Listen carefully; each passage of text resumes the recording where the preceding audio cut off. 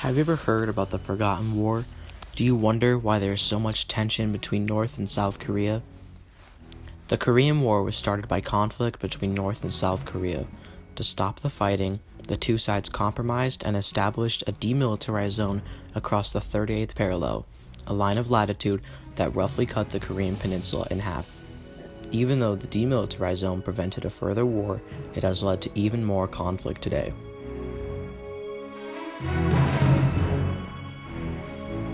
In 1910, the Japanese invaded the Korean peninsula. The Japanese occupied Korea for 35 years. However, once World War II ended, the Koreans who lived in the peninsula were fed up with the Japanese. The Japanese had mistreated and abused them for decades. The Koreans saw their chance once the Japanese were weakened from the fighting of World War II. The Koreans rose up and overthrew the Japanese. The Koreans ended up making two countries in the Korean peninsula because they could not agree on a form of government. The northern part of Korea wanted to have a communist government, so the Soviet Union backed them. The southern part of Korea wanted a democratic government, and the US backed them. The country of South Korea established their capital at Seoul. North Korea based their capital in Pyongyang. After 5 years of independence, North Korea elected Kim Il-sung as their leader. As for South Korea, they elected Syngman Rhee to lead them. These two leaders were destined to not only grow a civilized, strong country, but to control the Korean peninsula. Unfortunately, Kim Il-sung wanted to combine the peninsula by force into a communist nation. Backed by Soviet tanks and weapons, North Korea crossed the 38th parallel and invaded South Korea on June 25, 1950, effectively starting the Korean War. North Korea pushed the South Koreans almost all the way to the bottom of the peninsula. Luckily for South Korea, the U.S., led by President Harry S. Truman, with permission and support from the UN, entered the war. America wanted to get involved in the war because they had centered their foreign policy on the containment of communism. They did not want this form of government to spread to other countries. The combined forces of South Korea and the UN were able to push back North Korea to the 38th parallel. The two countries fought back and forth for months, and with the UN still backing South Korea, eventually the North Koreans were pushed back almost all the way to their border with China. This was when China entered the war. The Chinese came at night, killing thousands of UN soldiers. They launched a massive counterattack that pushed the UN and South Koreans back. Eventually, the UN and South Korea pushed the Chinese and North Koreans back to around the 38th parallel. Around this time, General MacArthur of the United States had an idea. He wanted to take some US bombers and bomb the border of China. The leaders of the US were horrified by this. The leaders knew that this would lead to the Soviet Union backing China. This would undoubtedly start World War III. As a result of this, MacArthur was fired by President Truman. I have therefore considered it essential to relieve General MacArthur so that there would be no doubt or confusion as to the real purpose and aim of our policy.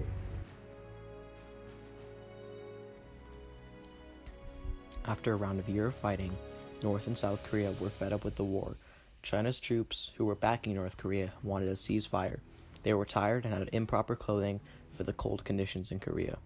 The U.S. citizens were not very pleased in the beginning about going to war, so they weren't unhappy about it still going on. The two sides had suffered thousands of deaths and hundreds of thousands of injuries. Eventually, an attempt to make peace was made. Finally, after 2 years of intense bloody fighting, General Ridgway of the UN offered to meet with the Communist Chinese and the North Korean commanders to discuss an armistice. A couple days later, the Communist commanders agreed to meet and discuss terms of an armistice. The peace talks began on July 10, 1951, at the South Korean city Kaesong, which was a couple miles off the 38th parallel. The peace talks were thought to end the war quickly, but did the quite opposite. While the UN and communist commanders were trying to come to a peace agreement, the fighting continued. However, instead of trying to gain an advantage in the war, the fighting was now focused on giving one side an advantage in the peace talks. Many soldiers from either side lost their lives in this meaningless combat. This time period was referred to as the Talking War by United Nations troops.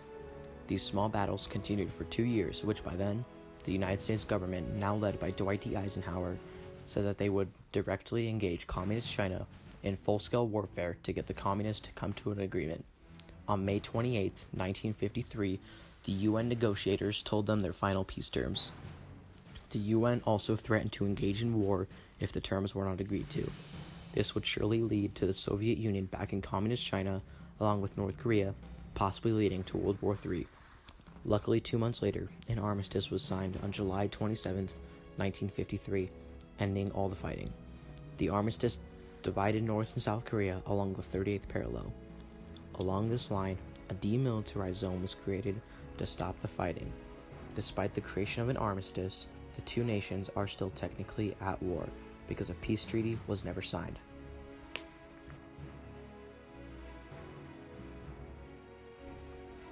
After the fighting stopped and the violent conflict was put to a ceasefire, the war was still not over. The two Koreas focused on building their countries. North Korea is now a third world country, struggling to feed their people. South Korea now has one of the strongest economies in the world. Although it has been over 50 years since both sides stopped fighting the conflict, there is still much more to be fought between the both sides today. The demilitarized zone is the most heavily guarded border in the world. There are US troops in South Korea, and in the late 1900s, North Korea launched their first nuclear program. When Kim Jong-il died on December 17, 2011, Kim Jong-un came to power. Kim Jong-un continued his father's legacy and expanded the nuclear arsenal and even intensified it, and has put most of their money into the nuclear and military program. On October 9, 2006, North Korea launched their first nuclear test. North Korea has gotten closer and closer to being able to send a nuclear missile anywhere in the world. Recently, there has been rising conflict between North Korea and South Korea. North Korea has been threatening the world with their nuclear capabilities. This conflict is far from over. The Korean War still has its effects on the world today. This war was one of the first steps the United States took to stop the spread of communism. The Korean War was the first battle against the Soviet Union in the Cold War. When the fighting stopped, the US failed to liberate North Korea from communism. After the fighting stopped, Korea was left with devastating loss of life, as well as a family separation and destruction of land and houses, displacing millions of people as homeless or refugees. The situation was quite different for China, though. China lost hundreds of thousands of men, but were still qualified as a world power after the war.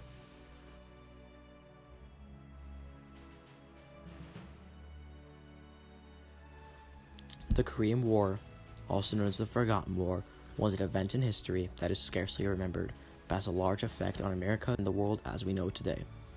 Thanks to the creation of the demilitarized zone, the US and the world possibly avoided a further war.